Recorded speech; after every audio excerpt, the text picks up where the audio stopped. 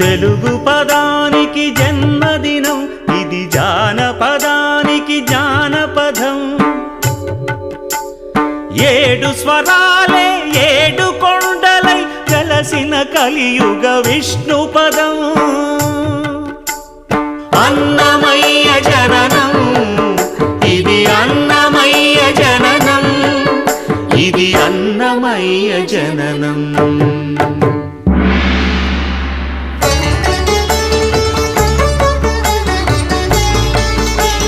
హరిషడ్వర్గము తెగనరికే హరిఖడ్గం ఇది నందకము. బ్రహ్మలోకమున బ్రహ్మా భారతి నాదాశీసులు పొందినదై.